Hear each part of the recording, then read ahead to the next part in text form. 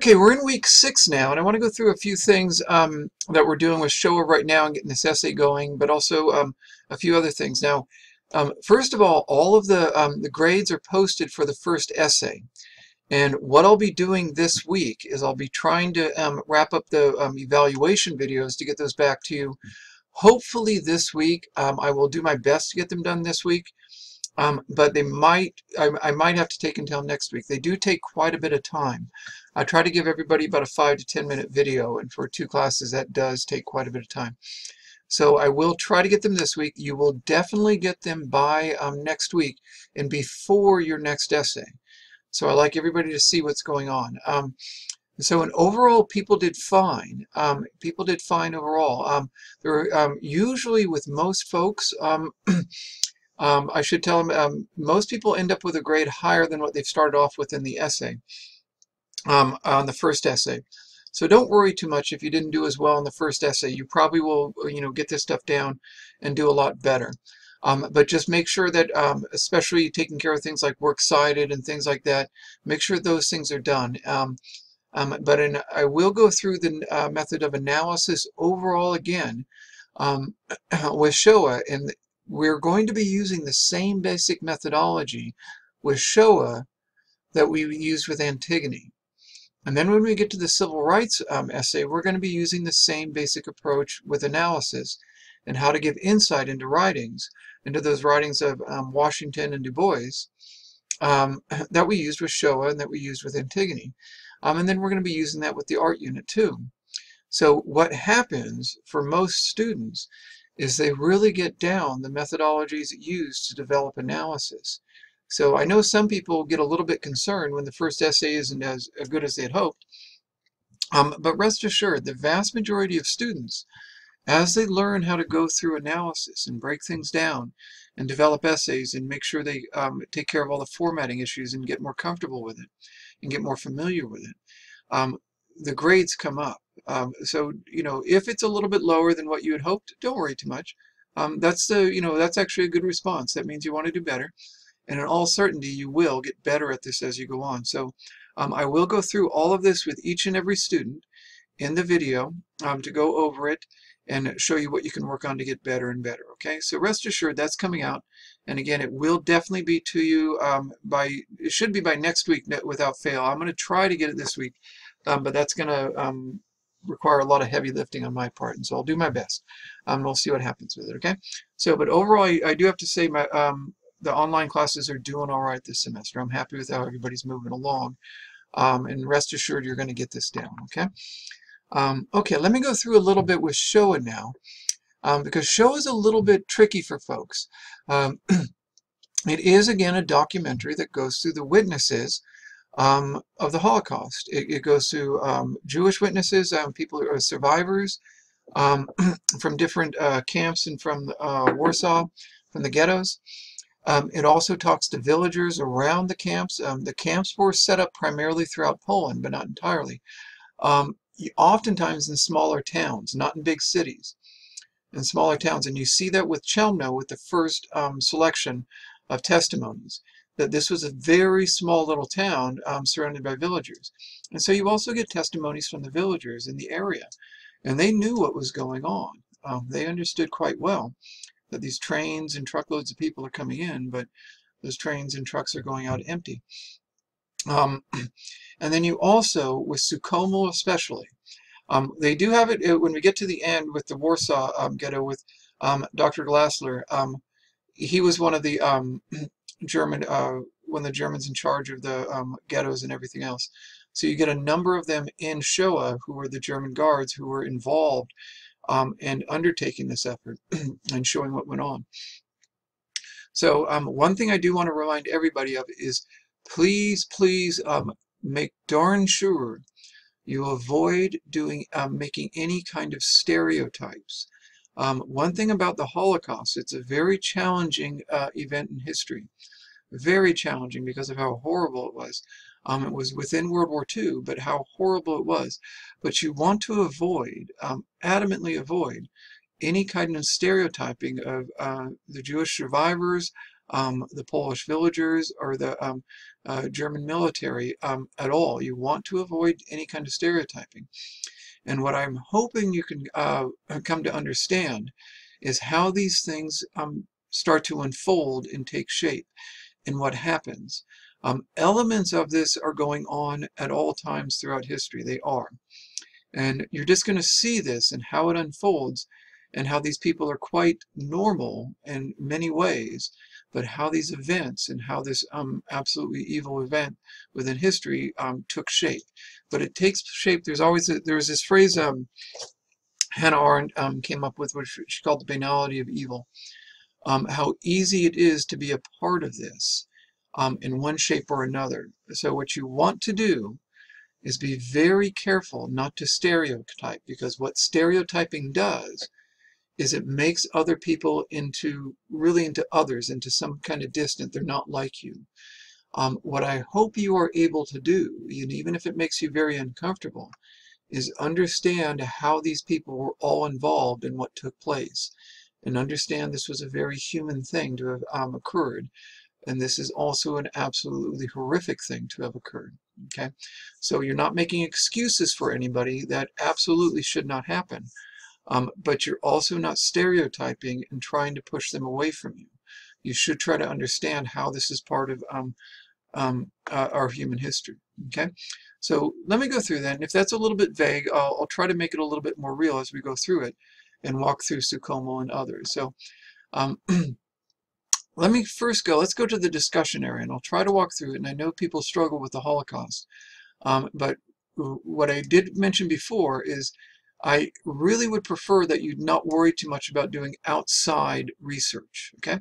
Instead, stick with the videos that I'm giving you. If you do outside research, that's fine. There's nothing wrong with it. But what I really want people to do with this unit, what we really need to do is deal with primary sources. That's what historians do.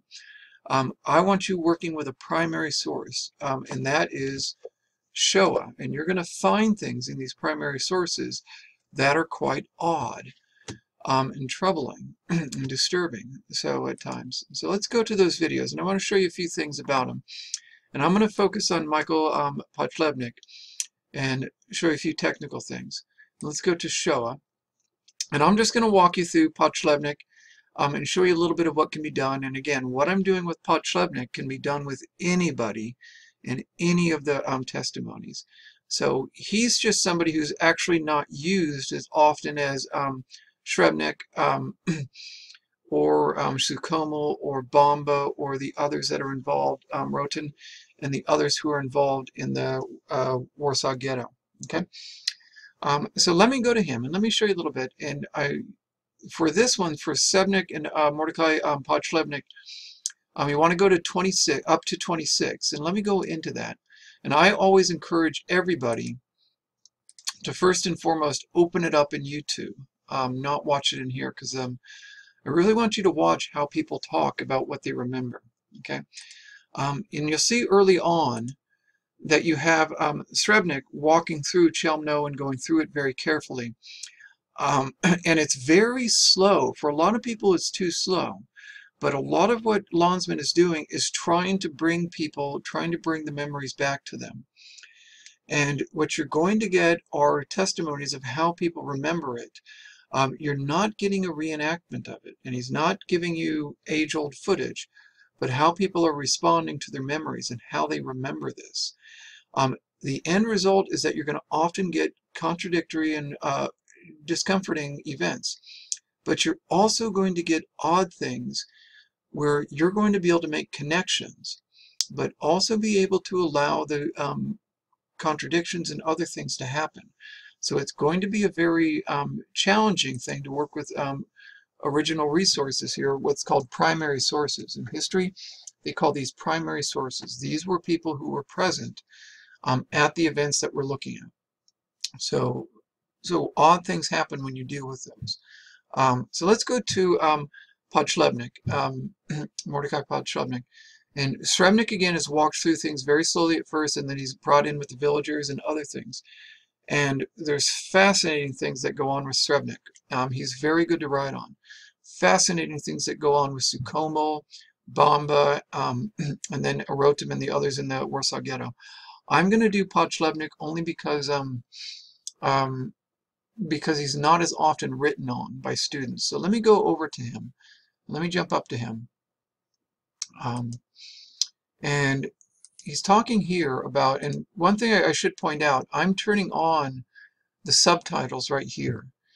Many of you have probably been following along with Shoah. I hope many of you do know about turning on the subtitles here. So turn on the subtitles here, and those will allow you to see it in English. If you turn them on right here and you get the little red line, it gives you right here the testimony in English.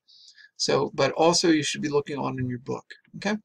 So this is going up to around 14 minutes in there, a little bit past 14. And this is what he says with it. Let me go through this a little bit, and we'll watch it, and then I'll walk through what you should be looking for.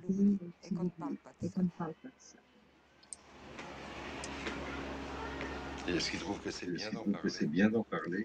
En je meint, dass sie geht, reden deswegen? Mir ist nicht geht. C'est pas bien. Pour moi, c'est pas bien.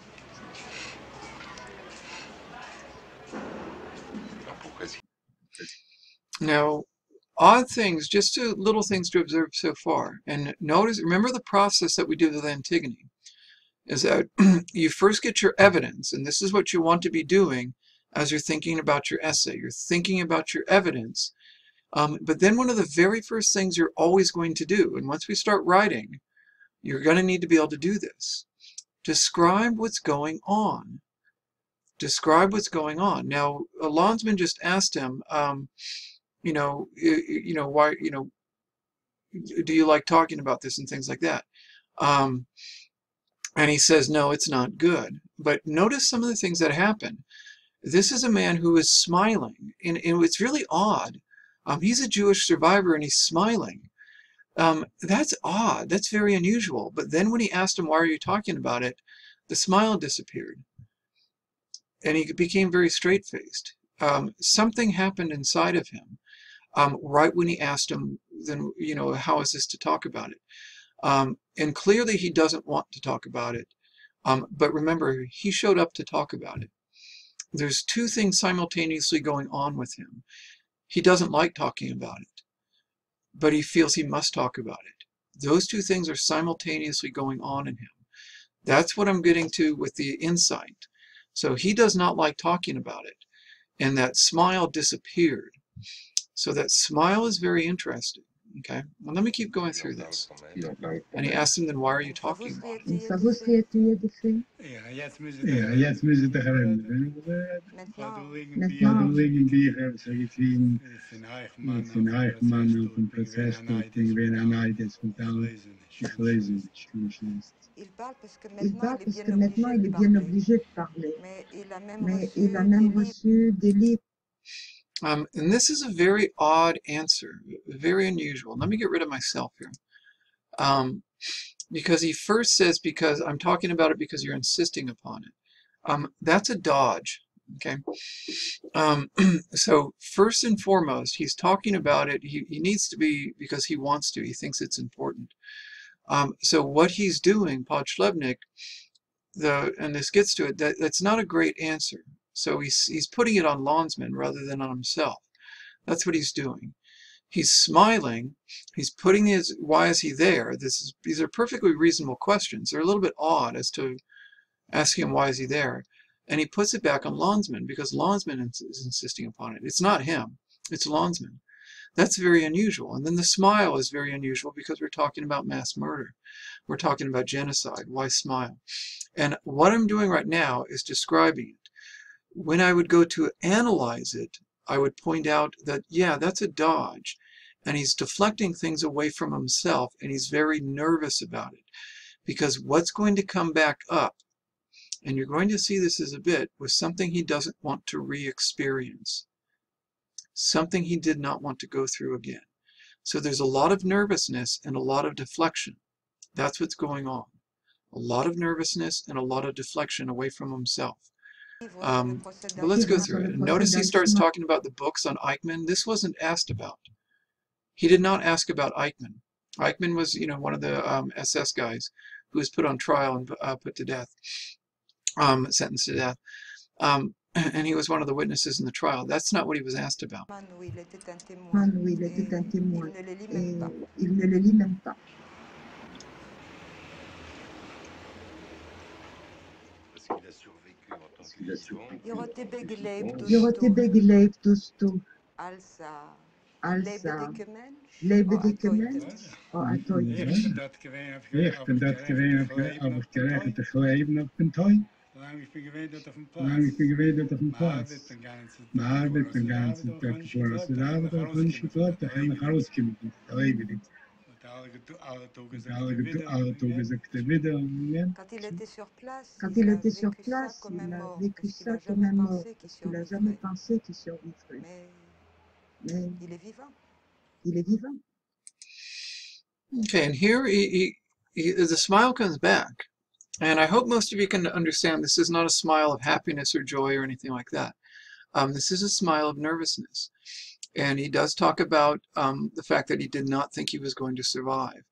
And it's odd because you're going to see that with the other witnesses. They did not think they were going to survive. And for good reason they didn't think so. But it just happened. And so there's a very odd, sense of being able to survive when you knew you weren't going to survive. And you were very confident you weren't. And out of the hundreds of thousands who died, you had 2 survivors of Chelmno. But the smile comes back, and that's very unusual. Okay, but he's alive, he says right there. Let me jump up a little bit and get to a little bit of what he's probably dodging and why he probably didn't always want to talk about things. And you get that later on when you, and let me jump up a little bit. I'm trying to jump up. And this was the end of another testimony. Ces arbres cachaient le secret de You get Podchlevnik talking about when he was working. And this is where he's getting to details of things that really went on. And notice this, he was talking before in generalities and putting everything on Landsman. And notice I'm describing it first. And he was smiling. That's not a smile of joy, that's a smile of nervousness. Okay? Now, notice the smile is gone again. Qu'est-ce qui s'est passé pour lui la première Qu'est-ce fois qui s'est passé pour lui la première fois qu'il a déchargé les cadavres, qu'on a ouvert les portes de son premier Nous sommes camion à gaz? Ziegefeld. Wir Das sommen erste Ziegefeld. Mot Das erste Mal hat Effektivieren und sie haben gesehen Korbon. Now, before we go on, notice Landsman's question was very specific about concrete details of what happened when he was there. This is a different type of question, a dramatically different type of what was actually going on. Now, this is going to trigger an actual memory. Everything else was talking in general terms, not about the specifics and about himself in abstractions. Now he's talking in concrete details about what happened when they opened the doors. And you're going to see a change now. Qu'est-ce qu'il pouvait faire? Il pleurait. Qu'est-ce qu'il pouvait faire? Il pleurait. Nog een dritten toog. Nog een dritten toog. Afgewezen vrouw. Afgewezen vrouw. Troisième jour, il a vu sa femme et ses Troisième enfants. jour, il a vu sa femme et ses enfants.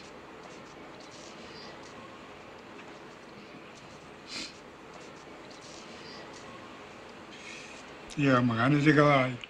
Ja, we gaan niet gelijk. De vrouw is wel precies. Nee, de vrouw is wel precies.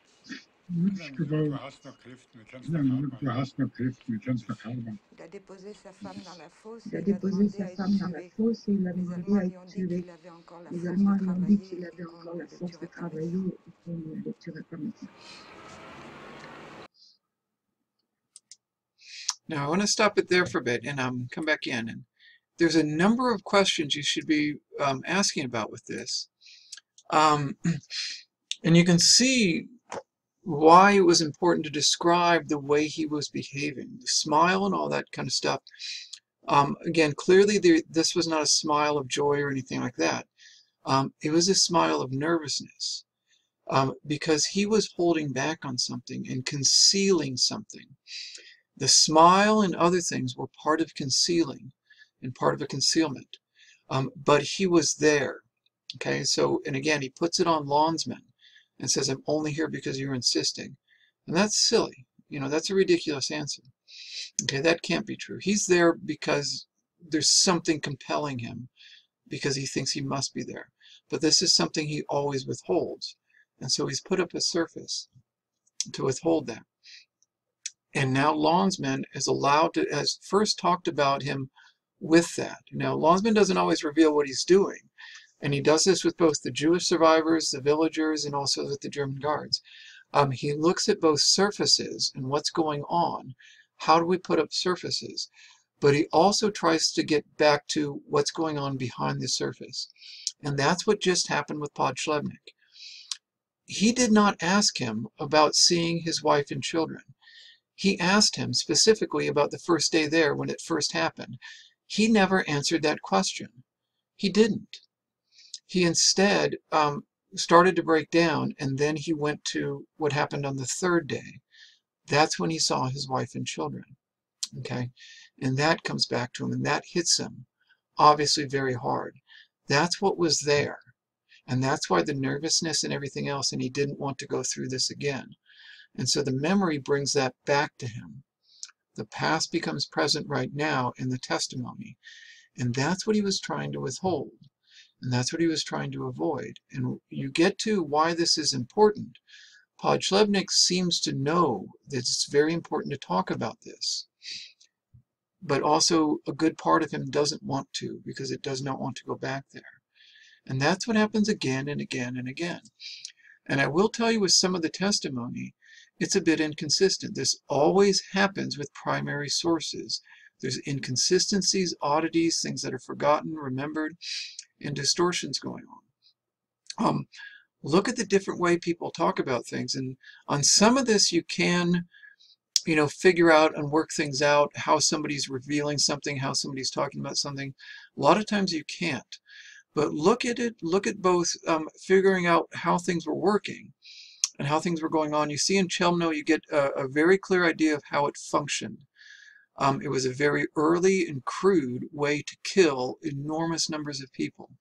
Very crude way of doing it. With burning putting them in pits and burning them and everything else. When you get to Treblinka, it gets more efficient. Sukhomel talks about it being a factory-like operation. And he's almost proud of the efficiency of it. But he calls it a factory of death. And then by the time they got to Auschwitz, by the way, it had evolved and become an extremely efficient operation for killing. So Chelmno, you get the early stages. Treblinka, it's in the middle stages. They're getting better and better. And by the time you get to Auschwitz, it really is efficient. Okay. When you get to the Warsaw Ghetto, and again, we don't go through Auschwitz. Shoah does go into Auschwitz. I will tell you that. I don't have this chosen, Auschwitz chosen as one of the videos. You can if you want to go to it, and if you want to watch the whole thing, you're welcome to. But then by the end, we go to the Warsaw Ghetto. These types of things go on over and over again. You have people giving presentations of how they are remembering, but also things that they are concealing. They are doing that. Always, everybody is doing that. You get it going on with Srebrenik, with the villagers. They're covering up certain things with how they were involved. The guards were covering up certain things with how they're involved, but they're also revealing certain things and openly talking about it. What do they want to have remembered and why? Always keep that in mind as you go through it, okay? So always describe what's going on and then be asking, why is this important? Why is this important? What is this really telling us? So Podschlebnik really goes through how somebody tries to conceal it, and for good reason, in order that he can go on, but also why he's there, because he feels that these things must be remembered. What went on there was horrific. But always keep in mind, avoid stereotyping. Please remember that these are all human beings. Anybody, if they're in the right situation, can be any one of these people. So, but understand this is part of an evil that took place in history and something that repeats itself throughout human history. Okay? So, all right, so good luck with this. Keep going through it. And I know it's a bit of a challenging unit, but keep going through it. Keep paying attention to what's going on, describing it. Be patient. I will get back to you with these videos. I'm doing my best with it. I want to give everybody a personal video. I'll be doing this for the first two essays. I won't be able to do it for the third and fourth. They take a lot of time. but I wanted to give everybody personal responses to the early essays so you can really improve your writing. But keep at this, and I'll get these back to you as soon as I can, and I wish you the best of luck. But again, I do want to tell folks, overall, these classes are doing well, and just keep at it. You will get through this, okay? Take care, folks.